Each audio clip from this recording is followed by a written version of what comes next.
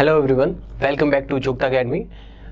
We are here to continue our most important current affair series. तो 20 question हमने कर दिए थे, अब 21 से 40 के क्वेश्चंस हम आपके सामने लाए हैं। तो आपको करना वही है कि वीडियो को पॉज करना है, क्वेश्चन को अटेम्प्ट करना है और कमेंट सेक्शन में अपना स्कोर बताना है और अपनी नॉलेज को एनालाइज करना है। तो सबसे पहला क्वेश्चन है कित्थम lake which has recently been added to the Ramsar sites list is located in which city। जो कित्थम लेक है रामसर साइट में ऐड की गई है, किस सिटी में है? ऑप्शन ए है रांची में है, ऑप्शन बी भोपाल, ऑप्शन सी आगरा, ऑप्शन डी उदयपुर।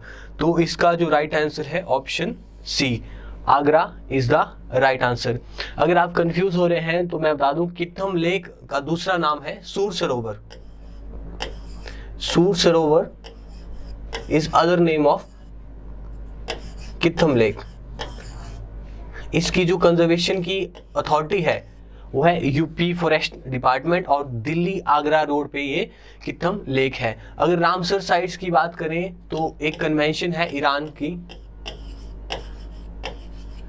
1971 के तहत ये डेजिग्नेट करती है रामसर साइट जिनको कंजर्व किया जाता है बायोडाइवर्सिटी के लिए। तो ये भी एचएस में क्वेश्चन आया था कि कौन सी कंट्री की कन्वेंशंस हैं। और बात करें इसकी तो लगभग वर्ल्ड में 2400 रामसर साइट्स हैं, जिसमें से 42 साइट्स इंडिया में डेजिग्नेट की गई हैं और 42 से साइट्स में से जो लास्ट रामसर साइट है वो है आपकी वुल्लर लेक। और आप कमेंट सेक्शन में बताएं कि वुल्लर लेक कहाँ पे है। वुल्लर लेक अगर मैं बताऊं तो वो है महाराष्ट्र में। अगर इसकी लार्जेस्ट साइट की बात करें Ramsar site, largest Ramsar sites कौन सी है तो वो है आपकी वेस्ट बंगाल की सुंदरबन वेस्ट बंगाल। और अगर फर्स्ट जो साइट है इंडिया की जिसे डेजिग्नेट किया गया रामसर साइट वो है उड़ीसा की चिलिका लेक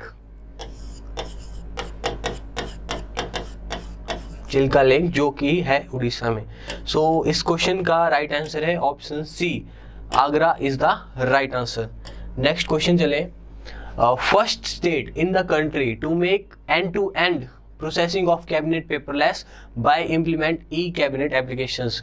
किस स्टेट ने ई कैबिनेट एप्लीकेशन लॉन्च करी और अपनी जो पेपरलेस पूरी जो कैबिनेट की मीटिंग होती है या कार्रवाई होती है वो पेपरलेस करी? ऑप्शन ए है आपका तेलंगाना, ऑप्शन बी है हिमाचल प्रदेश, ऑप्शन सी है कर्नाटका, ऑप्शन डी है केरला। तो इसका जो सही आंसर है वो है हमारा प्यारा हिमाचल प्रदेश पहली स्टेट बनी है जिसने जो अपनी कैबिनेट प्रोसेसिंग है वो कंप्लीटली पेपरलेस कर दी है।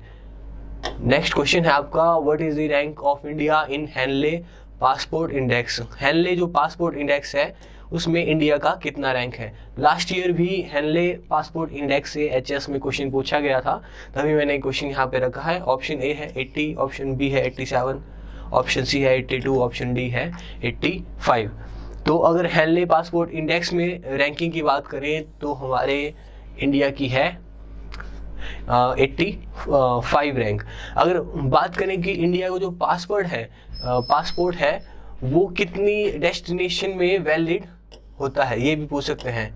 तो 58 डेस्टिनेशन में असेस मिल जाता है जिसका इंडिया के पास पासपोर्ट है। तो 58 आपने डेस्टिनेशन में इसका असेसिबिलिटी है। तो क्वेश्चन किस तरह से भी बन सकता है, 85th रैंक है और इसका 58 उल्टा करें तो ये इतनी डेस्टिनेशन में इंडिया के पासपोर्ट होल्डर को असेस मिल जाता है। अगर हेनले पासपोर्ट की बात करें तो इसमें टॉप जिसका पासपोर्ट है वो है जापान और सेकंड है आपका सिंगापुर। तो ये दो बातें आपने याद रखनी है। नेक्स्ट क्वेश्चन की तरफ चलते हैं। नेक्स्ट क्वेश्चन है आपका हु हैज लॉन्च द मेरी सहेली initiative. Which focuses on safety of women passenger. मेरी सहेली इनिशिएटिव किसने लॉन्च करा है? इंडियन एयरफोर्स ने करा है, इंडियन आर्मी ने करा है, इंडियन नेवी ने करा है, या इंडियन रेलवे ने करा है? तो इसका राइट आंसर आप सभी जानते हैं, इंडियन रेलवे। इंडियन रेलवे ने वुमेन सिक्योरिटी के लिए, किसके लिए? जो वुमेन पैसेंजर हैं उनकी सिक्योरिटी के लिए ये इनिशिएटिव शुरू करा है। इसमें जो सिंगल वुमेन ट्रैवल करती हैं उनके लिए एक security force, railway protection force वाले प्रोवाइड करेंगे, उनकी पूरी जानकारी रखेंगे और उनके साथ ट्रैवल करेंगे। Next questions. Ministry of Civil Aviation aims to achieve long-term objective of zero fatality by which year? किस ईयर में जीरो फैटलिटी अचीव करना है मिनिस्ट्री ऑफ सिविल एविएशन को? ऑप्शन ए है 2025, 2022, 2030 और 2026। तो मैक्सिमम जो ऑब्जेक्टिव हैं 2030 में रखते हैं, तो इसका भी आपका 2030 इन्होंने अपना टारगेट रखा हुआ है। अगर नेक्स्ट क्वेश्चन की बात करें, सेलेक्ट द मिसमैच पेयर। इसमें से ऑर्गेनाइजेशन दी है, उनके आपके हेडक्वार्टर दिए हैं। तो FAO food and agriculture organization का ब्रुसेल्स में है क्या? UNHRC का जिनेवा में है क्या? ओपेक का वियना में, यूनिसेफ का पेरिस में, IMF का वॉशिंगटन DC में। इसमें से आपको बताना है कि कौन सा मिसमैच है, कौन सा मिसमैच है। तो ये सभी सही है। ऑप्शन ए FAO ब्रुसेल्स में नहीं है। Option a is the right answer, क्योंकि हमारे मिसमैच पूछा है। अगर फूड एंड एग्रीकल्चर ऑर्गेनाइजेशन की बात करें तो ये एस्टेब्लिश हुआ था आपका 1952 में। अब सवाल ये होता है कि इसका हेडक्वार्टर अगर ब्रुसेल्स में नहीं है तो कहाँ है? ये है आपके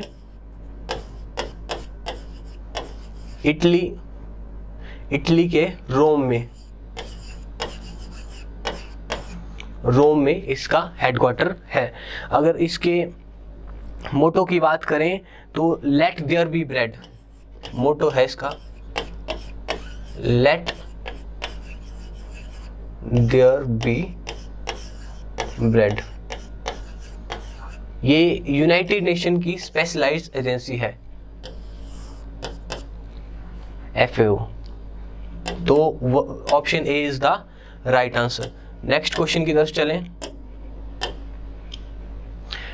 national women's day is celebrated on 13 Feb to mark the birthday of which great Indian women. जो 13 Feb को नेशनल वुमेन डे मनाया जाता है वो किसकी बर्थ एनिवर्सरी पे मनाया जाता है? इंदिरा गांधी, या मदर टेरेसा, या सरोजिनी नायडू, या विजया लक्ष्मी पंडित। तो आपका सही आंसर रहेगा option C is the right answer, Sarojini Naidu. अगर सरोजिनी नायडू की बात करें तो उनको नाइट एंजल ऑफ इंडिया भी कहा गया, नाइट एंजल ऑफ इंडिया, और कोकिला भी कहा गया। कोकिला किसके द्वारा कहा गया क्वेश्चन बन सकता है। तो इसका सही आंसर रहेगा महात्मा गांधी जी ने कोकिला कहा था। और 1925 में first Indian women to became the president of INC, Indian National Congress की जो पहली प्रेसिडेंट थी वो भी सरोजिनी नायडू, पहली इंडियन वुमेन प्रेसिडेंट थी वो भी सरोजिनी नायडू थी। और अगर पहली वुमेन प्रेसिडेंट की बात करें तो वो थी आपकी एनी बेसेंट। अगले क्वेश्चन की तरफ चलते हैं। India signed A memorandum of understanding for construction of सहतूत डैम। सहतूत डैम की बात करें तो एक किस कंट्री के साथ इंडिया ने साइन करा है इसको कंस्ट्रक्ट करने के लिए? ऑप्शन ए है श्रीलंका, ऑप्शन बी है बांग्लादेश, ऑप्शन सी है भूटान, इराक, या अफगानिस्तान। तो इसका जो राइट आंसर है वो आप सभी जानते हैं, option E is the right answer. Afghanistan के साथ हमने सहतूत डैम को कंस्ट्रक्ट करने का मेमोरेंडम साइन करा है। अगर और बात करें तो सलमा डैम, अफगानिस्तान के साथ एक और डैम कंस्ट्रक्ट कर रहे हैं हम, सलमा डैम, ये इंडिया और अफगानिस्तान की फ्रेंडशिप का साइन माना जाता है। दूसरा अगर बात करें तो चाबहार पोर्ट जो वैसे तो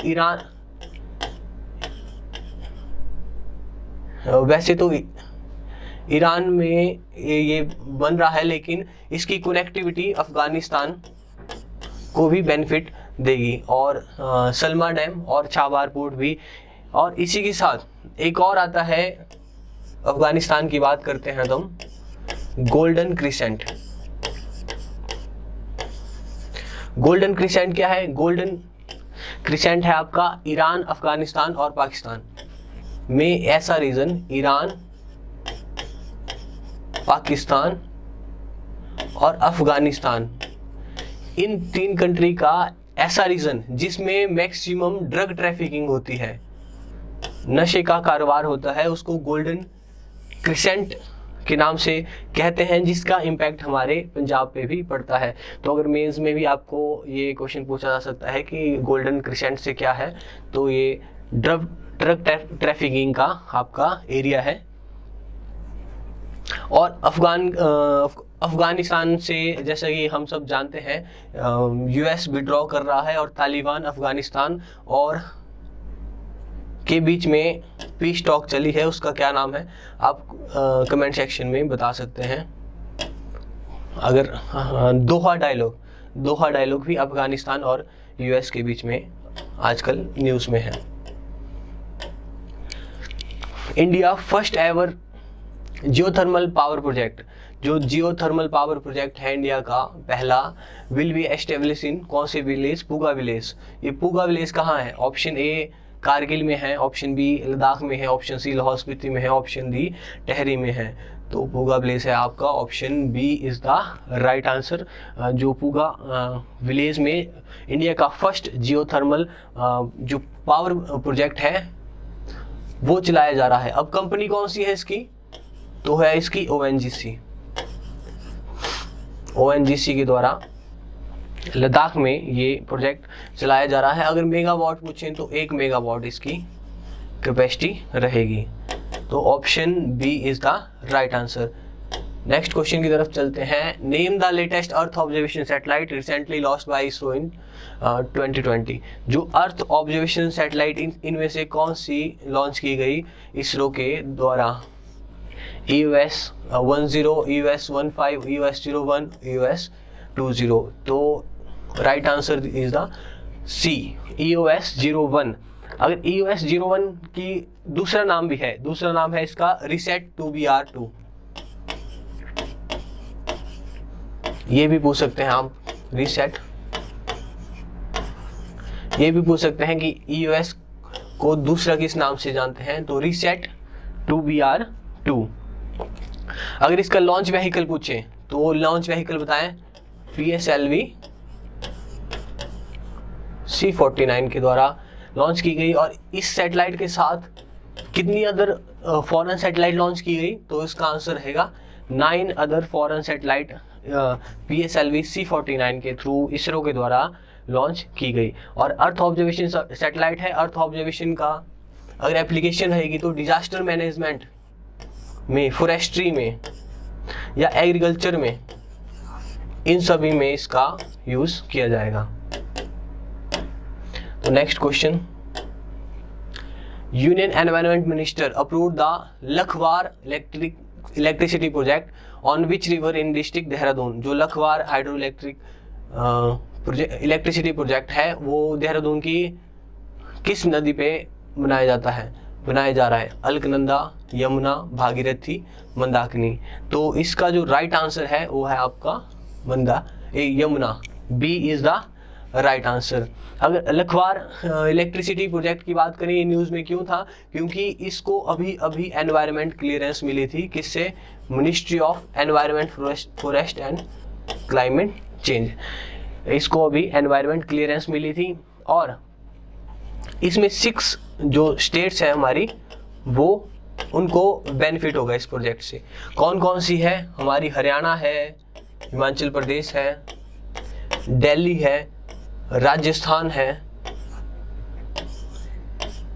यूपी है और एक स्टेट उत्तराखंड।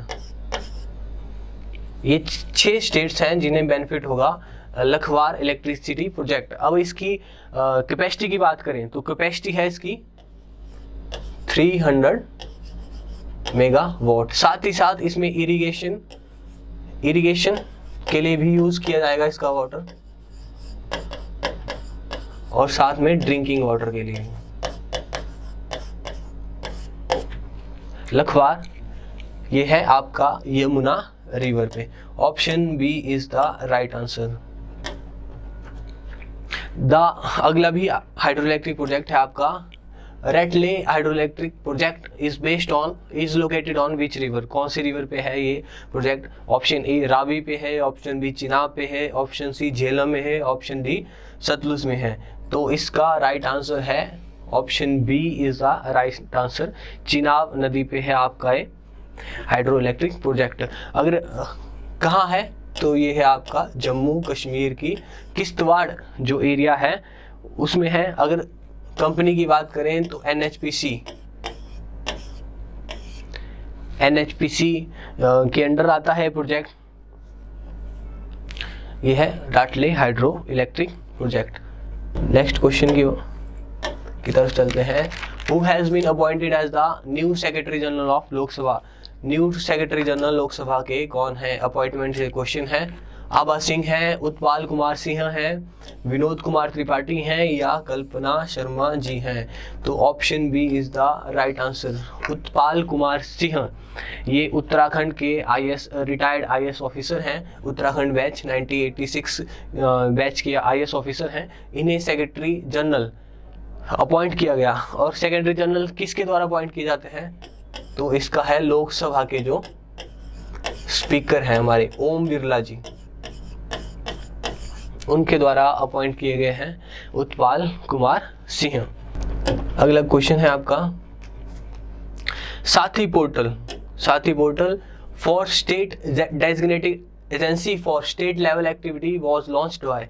जो साथी पोर्टल है वो किस मिनिस्ट्री ने लॉन्च करा? रेलवे मिनिस्ट्री ने, मिनिस्ट्री ऑफ पावर ने, या सोशल जस्टिस एम्पावरमेंट ने, या मिनिस्ट्री ऑफ जल शक्ति ने। तो इसको करने से पहले आपको इन 2 ई का मतलब पता होना चाहिए साथी। तो अगर मैं आपकी हेल्प कर दूं थोड़ी सी तो ये है एनर्जी एफिशिएंसी। डबल ई का मतलब है इनका एनर्जी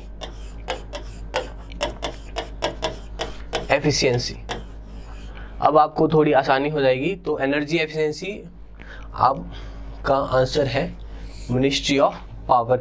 मिनिस्ट्री ऑफ पावर ने साथी पोर्टल लॉन्च करा है। साथी की फुल फॉर्म है state wise action on target and headways on energy efficiency. Energy conservation के लिए, किसके लिए?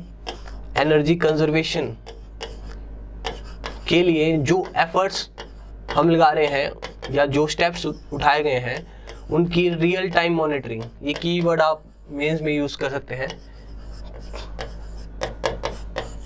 रियल टाइम मॉनिटरिंग करने के लिए ये पोर्टल लॉन्च करा है। क्या है? साथी पोर्टल। किस लिए? एनर्जी एफिशिएंसी और एनर्जी कंजर्वेशन के एफर्ट्स को चेक करने के लिए। मिनिस्ट्री ऑफ पावर के अंडर एक स्टैच्यूटरी ऑर्गेनाइजेशन आती है BEE, bureau of energy efficiency. इसके द्वारा ये जो पोर्टल है वो डेवलप्ड किया गया।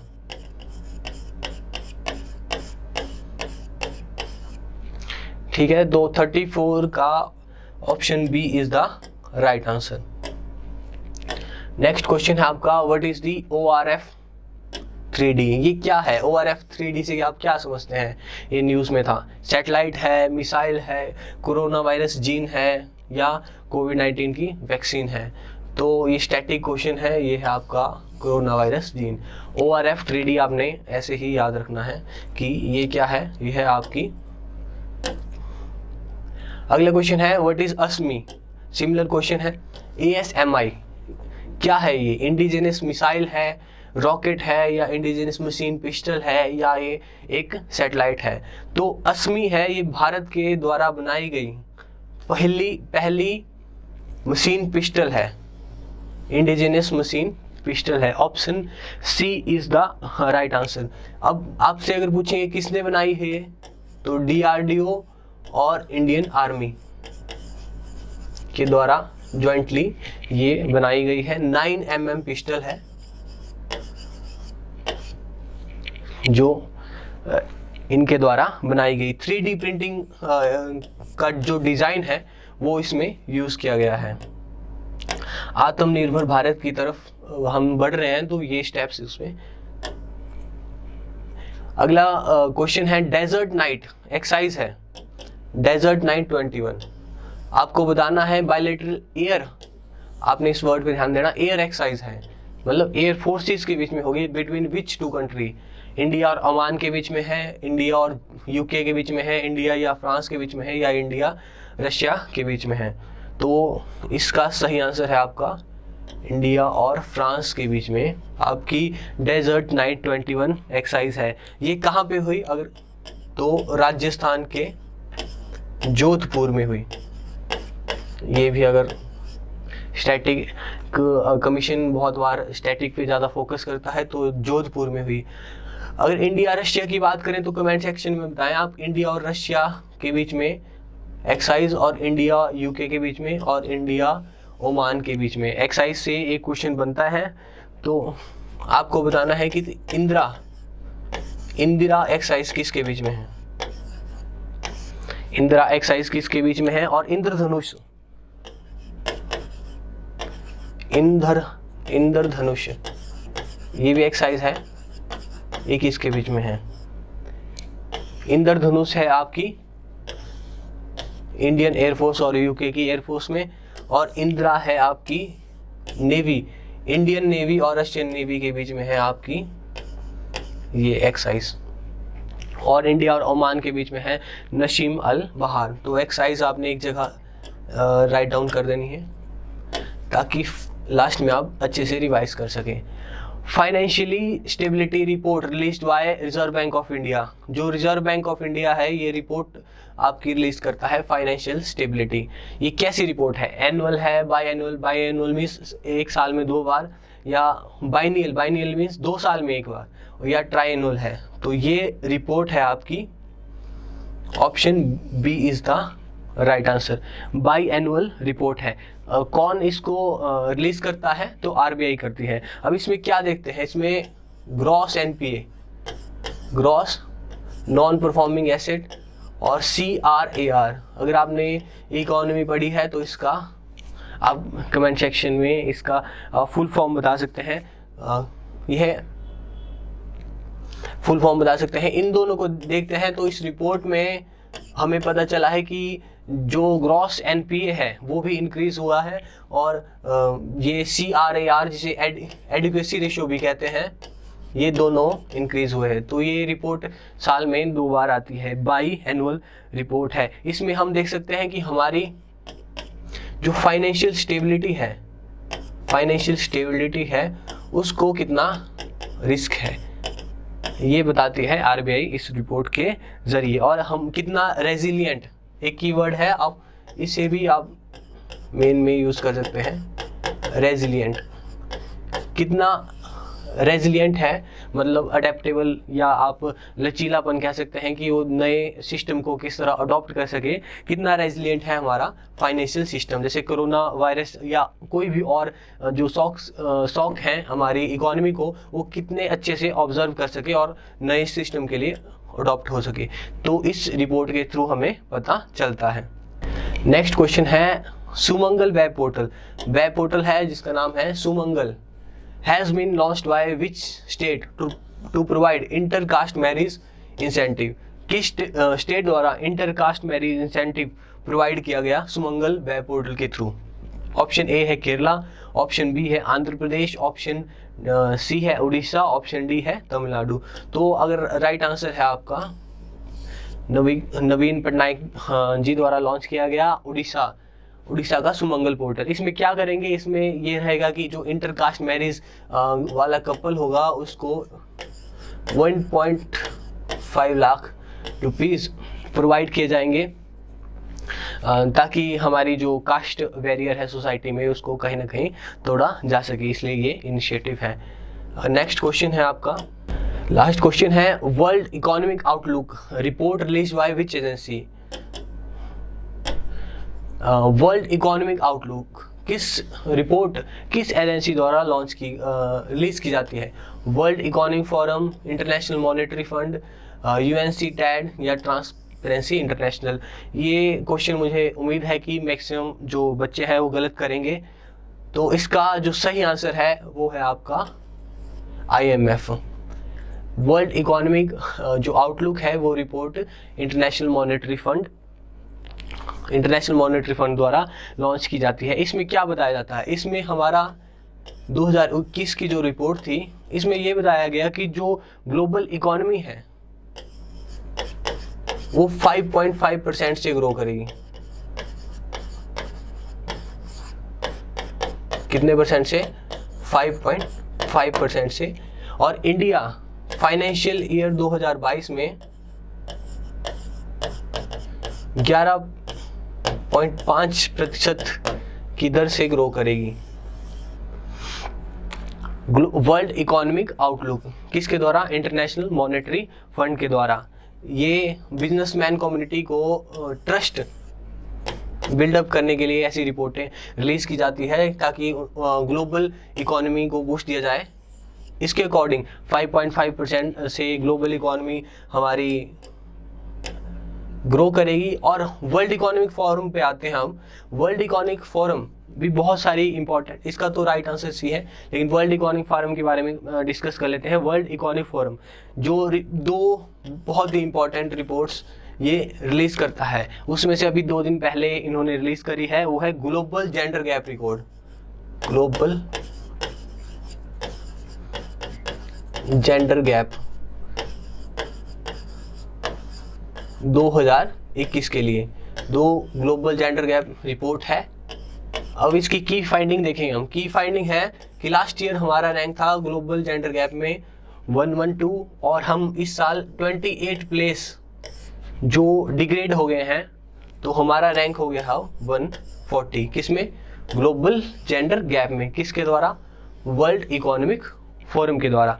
और अगर दूसरी रिपोर्ट की बात करें तो global competitive index, global competitive report, ये भी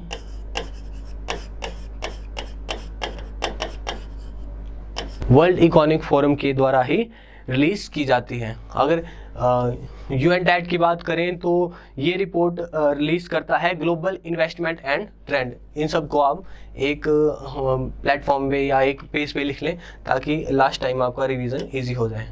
तो ये थे हमने आज के 21 से 40 के बीच में most important current affair discuss कर दिए हैं। Thank you and have a nice day.